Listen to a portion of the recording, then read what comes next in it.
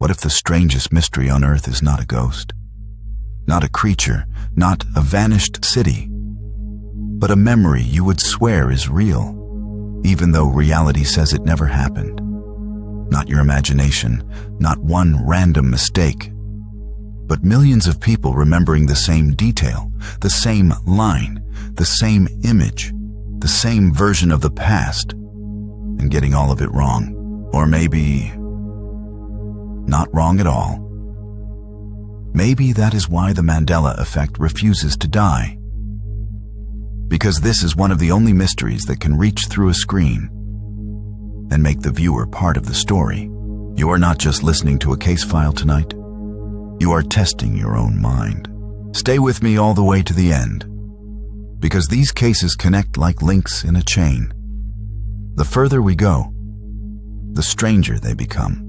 And one of the last names in this story, Max Logan, dragged the mystery out of logos and movie quotes and into CERN, parallel universes, and the possibility that reality itself may not be as stable as we think.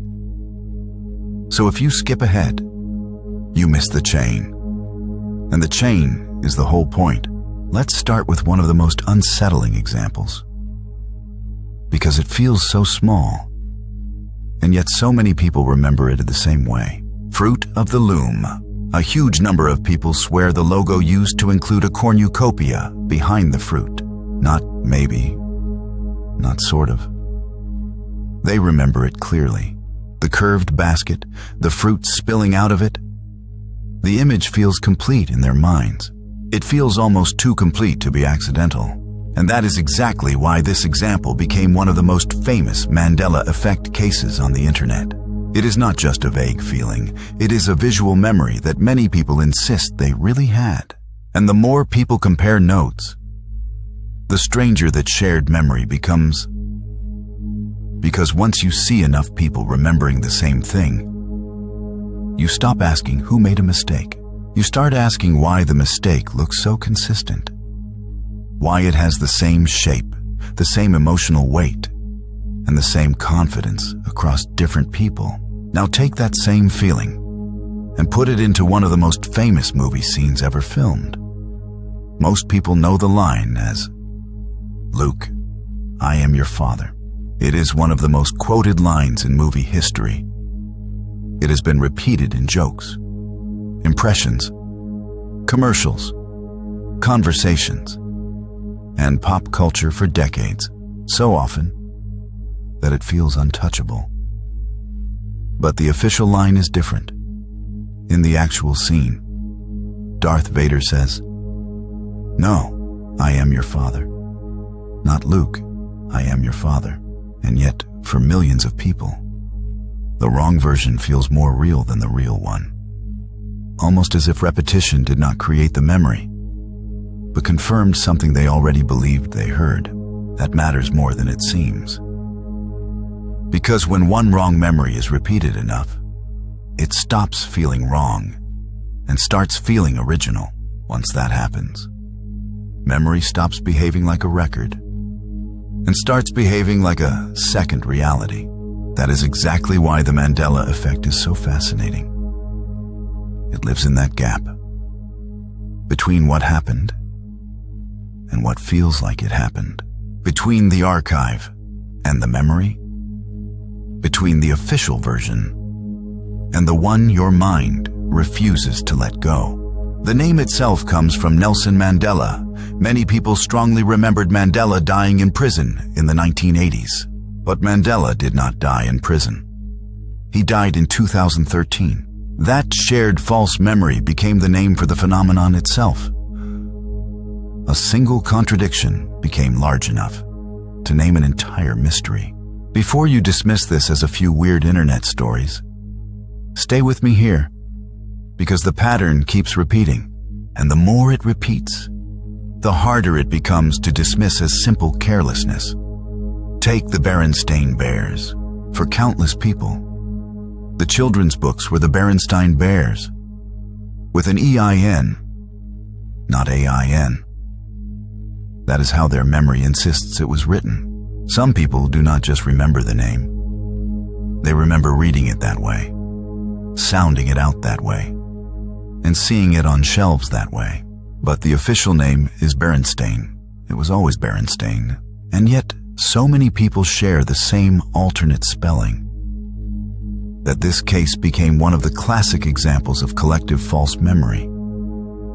Not because the difference is huge, but because it is small enough to feel personal and large enough to feel wrong.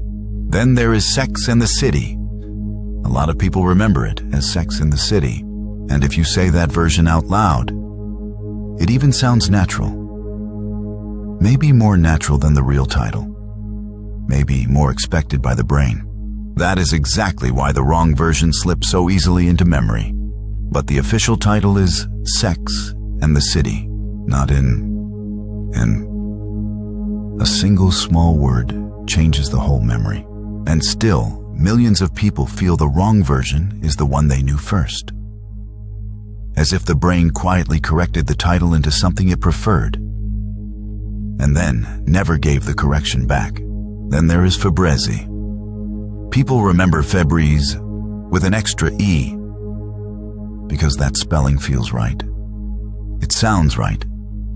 It looks right. Your mind wants it to be right.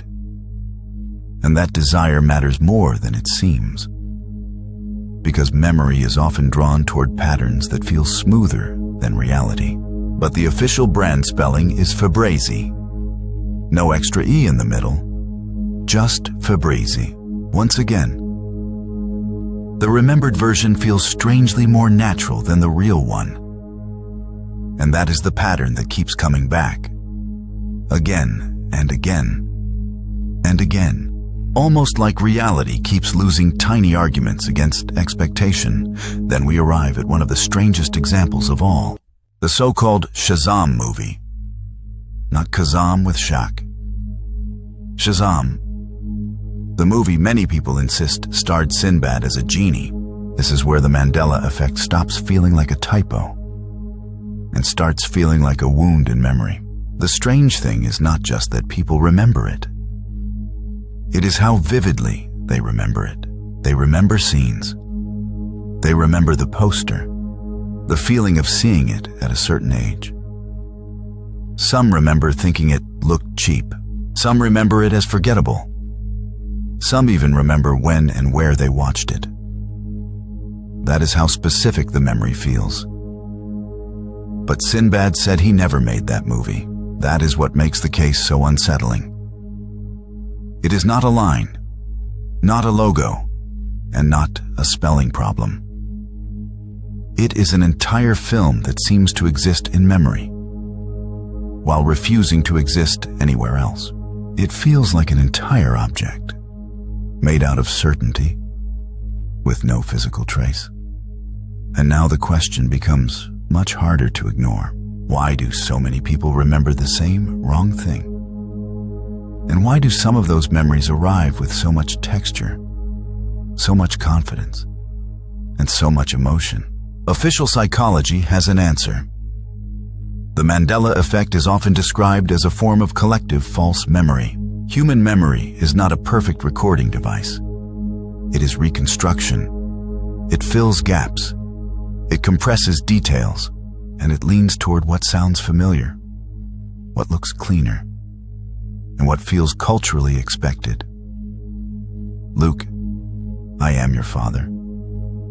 Sounds more complete than, no, I am your father. Febreze feels more natural than Fabrizi. Berenstain looks more familiar than Berenstain. Maybe that is the whole story. A mind trying to smooth reality into a shape that feels easier to remember, easier to repeat, and easier to keep. But here is where the mystery refuses to disappear. If that is all it is. Why do some of these cases feel so sharp? Why do some people not merely prefer the wrong version, but feel certain they lived with it for years? Why does the memory carry emotion? Why does it come with context? A room, a television, a conversation, a season of life, a specific moment your mind swears was real.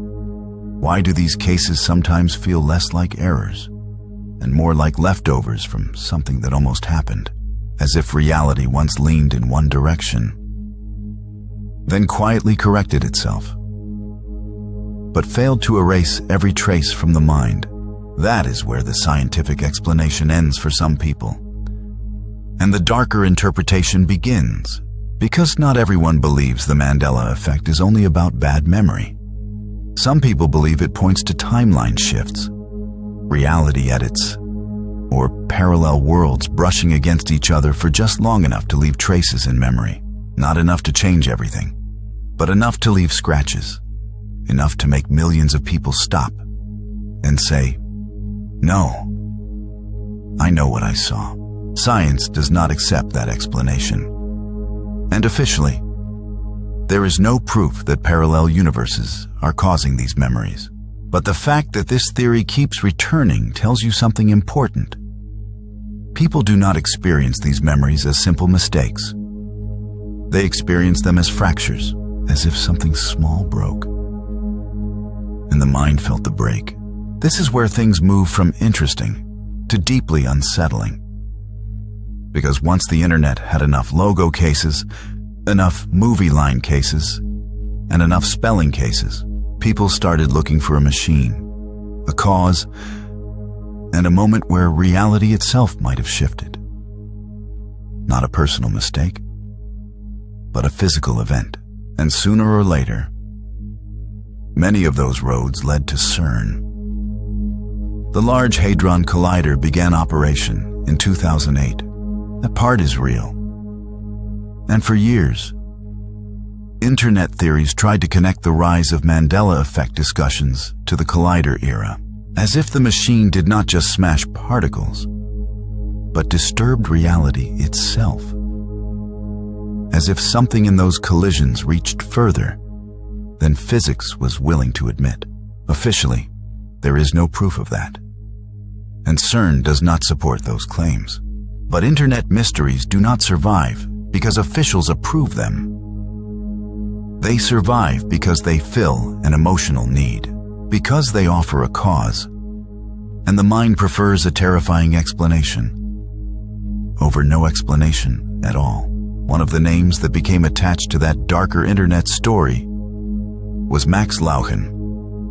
Online, Max Lauchen was often described as a teenage genius, a young inventor, a boy talking about energy, physics, consciousness, and reality.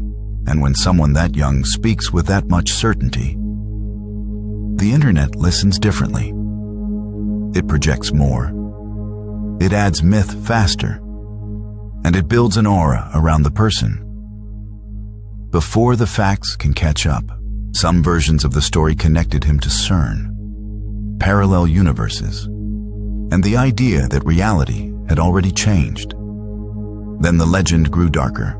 After certain videos, people began claiming he disappeared, that the internet searched for him, and that nobody could find him. Once that idea entered the story, it spread like a shadow, because it fit what people wanted the mystery to become. But this is where the evidence becomes muddy. There are stories, rumors, re-uploads, and fragments of internet memory, but there is no clear proof that Max Lauchen vanished in the way the internet claims. So this part of the story belongs more to internet lore than to confirmed fact. That distinction matters, because mystery becomes weaker the moment it pretends rumor is evidence. But that does not kill the mystery. If anything, it changes the mystery. Now the question is not only, did Max disappear? The deeper question becomes, why did the internet need him to disappear? Why do certain stories evolve that way? Why do they keep pulling us toward the same shape, the same narrative, and the same fear that someone said too much, saw too much, understood too much? Stay with me here, because this is the link that ties all of these cases together. If you skip ahead, you miss the chain. And the chain is the whole point, because each case alone feels strange. But together, they start to feel designed. The Mandela Effect is not just about memory. It is also about pattern hunger. It is about the way human beings react when reality feels almost right. But not fully right. A logo without a cornucopia. A quote missing a name. A movie that seems to live in memory but nowhere else. And a teenage thinker linked by rumor to machines, universes, and silence. One explanation says the brain is flawed. Another says reality is flawed. Science leans toward memory, and it has real reasons for doing that. Memory can be influenced, reshaped, and distorted by repetition, suggestion, and later information. That is not fantasy. That is documented. But mystery does not die just because an explanation exists. Sometimes it grows stronger, because an explanation for the mechanism is not always an explanation for the feeling. It explains how a memory can become distorted, but not why some distortions feel so eerily shared, so emotionally precise, and so persistent across years, and across strangers. It does not fully explain why they linger with the force of experience, rather than the weakness of error. That is why this subject remains alive. Not because every paranormal theory is correct, but because the experience itself feels too intimate to dismiss. It feels too personal to laugh off, and too immediate to treat like trivia. Because it enters the viewer's own life and asks for an answer. Almost everyone has had that moment. A scene in a film you would swear used to sound different. A logo that feels incomplete now. A word that looks wrong, even though you know it is officially right. And in that moment, logic arrives later than emotion. For 1 second, the world loses its grip, and your mind quietly asks the forbidden question. What if I am not remembering it wrong? What if something moved? Maybe nothing changed. Maybe the human mind is powerful enough to rewrite reality inside itself, and then mistake that rewrite for truth. Maybe the brain is not lying. Maybe it is only rebuilding, and rebuilding badly. Or maybe, just maybe, the reason these cases feel so disturbing is that they are not random at all. Maybe they are tiny seams, tiny memory scars, and tiny echoes from versions of the world that did not completely disappear. Maybe they are fragments that remained in us after everything else moved on. Maybe we never notice the shift when it happens. Maybe the crossing is silent.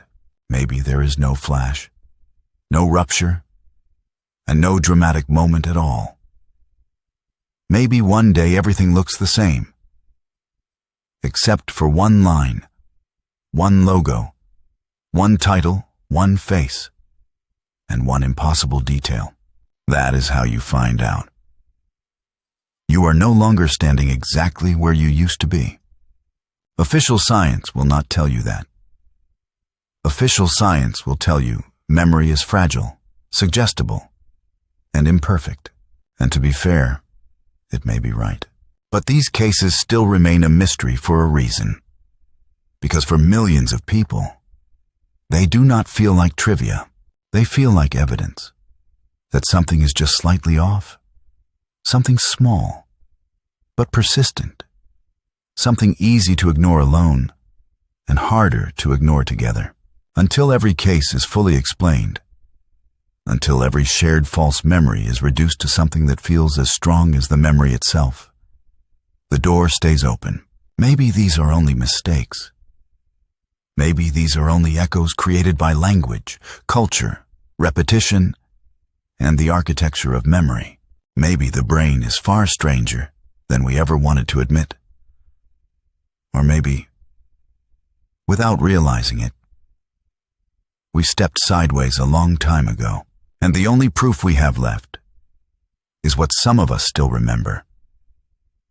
If you made it this far, do not leave yet, because that is the real shape of this mystery.